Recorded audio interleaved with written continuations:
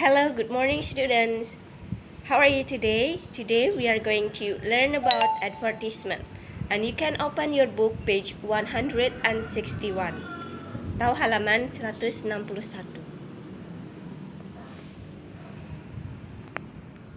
Oke.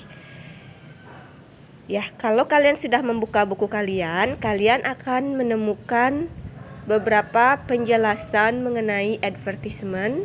Dan hari ini Miss akan menjelaskan apa yang ada di buku kalian agar kalian mudah mengerti dan mudah memahami mengenai advertisement.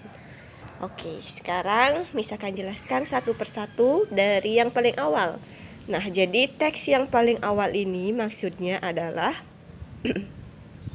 advertisement atau iklan bisa kalian temukan pada newspaper atau surat kabar atau majalah, kemudian iklan di televisi, and then pengumuman di radio. Pengumuman di radio itu misalnya seperti iklan seperti menawarkan jasa, produk juga terkadang kalau kalian pernah mendengarkan radio.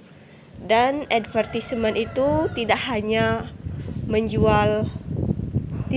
untuk menjual produk, tetapi juga menawarkan jasa. Misalnya seperti jasa servis komputer atau jasa servis HP. Kemudian bisa juga seperti lowongan pekerjaan.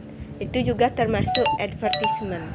Oke, di sini kalian bisa lihat beberapa feature dari advertisement. Oke, misalkan bahas satu persatu. Dari yang pertama. Nah, yang ini kalau kalian buka buku kalian dan kalian baca, yang pertama ini maksudnya adalah iklan bertujuan untuk tipe customer khusus. Jadi tergantung produknya itu atau jasanya itu ditawarkan untuk siapa. Jadi ada tujuan khususnya untuk customer. Misalnya kayak service komputer. Itu kan untuk customer khusus yang memang komputernya rusak, misalnya seperti itu. And then yang kedua, nah, jadi advertisement itu mengandung fakta yang mix fakta atau kalimat ajakan atau kalimat bujukan, dibujuk biar mau menggunakan jasanya, seperti itu ya. Kemudian yang ketiga,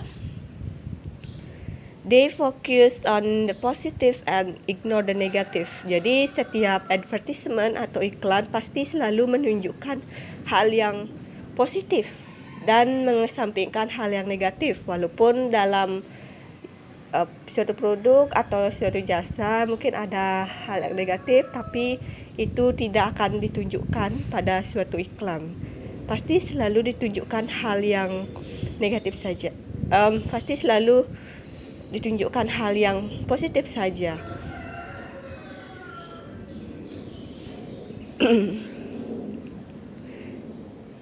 Ya, jadi yang keempat ini maksudnya advertisement atau iklan itu bersifat melebih-lebihkan. Jadi bahasa yang digunakan itu dilebih-lebihkan biar customer itu tertarik. Jadi biar iklannya juga lebih menarik.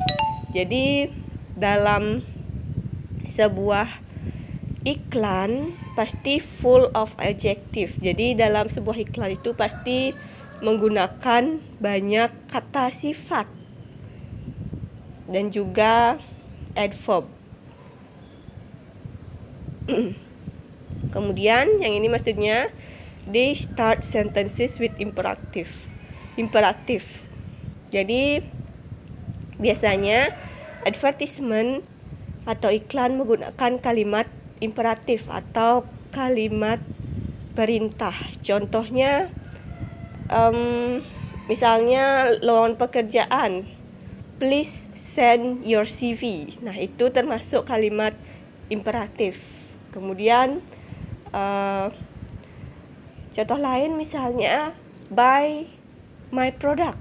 Itu juga termasuk imperative sentence. Atau misalnya di sini